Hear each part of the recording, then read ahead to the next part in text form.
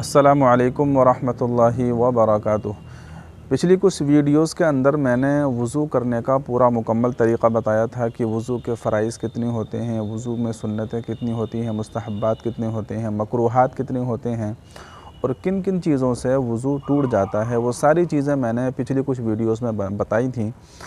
अब मेरा इरादा ये है कि इंशाअल्लाह इसी तरीक़े से गुस्ल का तरीक़ा, तयम्मुम का तरीक़ा, अज़ान का तरीक़ा, नमाज का तरीक़ा और मुकम्मल जो भी दीनी बातें हैं, यानी जो तरतीब होती है किताबों में लिखी हुई, उस तरतीब के साथ मैं वीडियोज़ इंशाअल्लाह बनाऊं, ताकि जो दीन की बुनियादी बातें हैं, बुनियादी मसाइल हैं, वो सारे के सारे तरतीब के साथ आ जाएं, कोई चीज़ बाकी ना रहे। तो इंशाअल्लाह इस तरीके से वीडियोज़ बनाने का इरादा है। तो आज की जो वीडियोज़ बनाने का मकसद है वो ये है कि गुस्ल के अंदर फ़राइज़ कितने होते हैं, कितनी चीज़ें गुस्ल के अंदर फ़र्ज़ होती हैं। तो याद रखना चाहिए कि वैसे तो उसूली तौर पर गुस्ल के अंदर सिर्फ़ एक ही फ़र्ज़ है, और वो ये है कि जो आपका पूरा जिस्म है, जो आपकी बॉडी है, आपकी बॉडी में जहाँ जहाँ तक पानी पहुँचाना आसानी के साथ मुमकिन हो, वहाँ तक पानी पहुँचा दिया जाए। लेकिन फ़ुक़हा इकराम ने लोगों की आसानी के लिए, उलमा ने लोगों की आसानी के लिए गुस्ल के 3 फ़राइज़ बयान किए हैं। तो गुस्ल के अंदर 3 फ़राइज़ हैं। नंबर 1 कुल्ली करना, यानी मुँह में पानी डालिए, उसको चारों तरफ घुमाइए और फिर उसको निकाल दीजिए।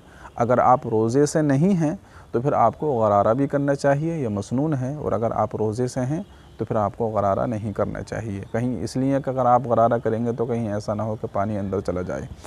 तो सबसे पहला फ़र्ज़ है कुल्ली करना, यानी पानी अपने मुंह में लेकर पूरे मुंह में पानी घुमाना, फिर उसको बाहर फेंक देना। ठीक है, तो नंबर 1। और दूसरा फ़र्ज़ है नाक की नरम हड्डी तक पानी पहुंचाना। ये जो हमारी नाक की नरम हड्डी होती है ना, ये तो सख्त हो गई, और ये जो है नरम हड्डी होती है।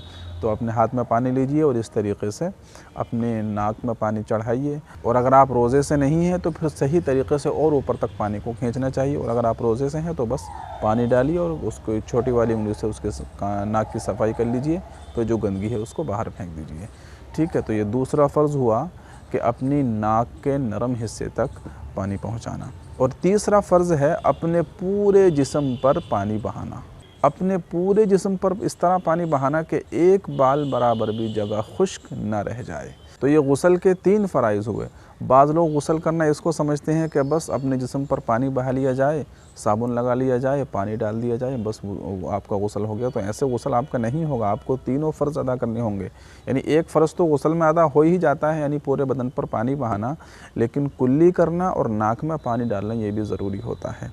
अब देखिए, पूरे जिस्म पर पानी बहाने में भी बहुत सारे लोग गलती करते हैं कि आपने अपने सर पर तो पानी डाल लिया, अपने जिस्म पर आपने साबुन भी लगा लिया, उसको मल लिया और फिर पानी डाल लिया। लेकिन आमतौर से ऐसा होता है कि आपकी कमर का हिस्सा है, या आपकी शर्मगाह का हिस्सा है, या आपके नीचे टांगों का हिस्सा है, तो ऐसी जगहों पर ख़ुद ब खुद पानी नहीं पहुंचता है, या आपकी बगल के ये हिस्से हैं, तो ऐसी जगहों पर ख़ुद ब खुद पानी नहीं पहुंचता। अगर आप 1-2 लोटों से गुस्ल करेंगे, बस वैसे डाल लेंगे, तो फिर ऐसी जगहों पर पानी नहीं पहुंचेगा। इसलिए आपको सही तरीक़े से पानी लेकर इन जगहों को मलना चाहिए, अपनी कमर को मलना चाहिए। अगर आपके पास कोई कपड़ा है तो कपड़े को गीला करके अपनी कमर को मलिए, वरना वैसे ही अपने हाथों से कमर तक पानी, आप अपने हाथों को गीला करके कमर तक पानी पहुंचाना चाहिए, या लोटे से इस तरीके से कमर पर पानी डालना चाहिए। और अपनी टांगों पर और अपनी शर्मगाह के आसपास आपको सही तरीके से उसकी सफाई करनी चाहिए, तभी आपका गुस्ल होगा। वरना तो बहुत सारे लोग बस जल्दबाजी में गुस्ल कर लेते हैं, ऐसे गुस्ल नहीं होगा। एक बाल बराबर भी, ज़र्रा बराबर भी कोई जगह अगर खुश्क रह गई तो फिर आपका गुस्ल नहीं होगा। जब आपका गुस्ल नहीं होगा तो ज़ाहिर है आपका वज़ू भी नहीं होगा, वज़ू नहीं होगा तो फिर आपकी नमाज भी नहीं होगी, और जो भी आप इबादत करेंगे, कोई भी इबादत आपकी काबिल कबूल नहीं होगी। तो ये आज वज़ू के फ़राइज़ थे जो मैंने आप लोगों को बताने की कोशिश की। तो अगर आप पहले से जानते थे बहुत अच्छी बात, और अगर नहीं जानते थे तो फिर इसी तरीके से आप गुस्ल कीजिए। अब देखिए, फ़राइज़ का मतलब क्या होता है? फ़र्ज़ का मतलब यही होता है कि जिस इबादत के अंदर जो चीज़ फ़र्ज़ होती है, तो उसका मतलब फिर यह है कि इस चीज़ को करना ज़रूरी है और लाज़मी है। अगर ये चीज़ अदा नहीं होगी तो फिर वो इबादत ही आपकी सही नहीं होगी, वो काम ही आपका सही नहीं होगा। तो फ़र्ज़ का मतलब यही है कि इनको करना कंपलसरी है, ज़रूरी है, लाज़मी है। चाहे दूसरी चीज़ें अदा हो ना हो, लेकिन ये चीज़ें अदा होना ज़रूरी हैं। तो इसी को फ़र्ज़ कहा जाता है। ठीक है, तो उम्मीद करता हूँ कि गुस्ल के फ़राइज़ आपको मालूम हो गए होंगे।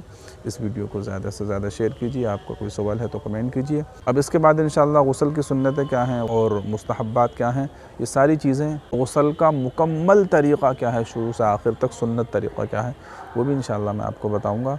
तो इस वीडियो का मकसद बस गुस्ल के फ़राइज़ बताना था। तो इस वीडियो को ज़्यादा से ज़्यादा शेयर कीजिए। अस्सलामु अलैकुम व रहमतुल्लाहि व बरकातुहू।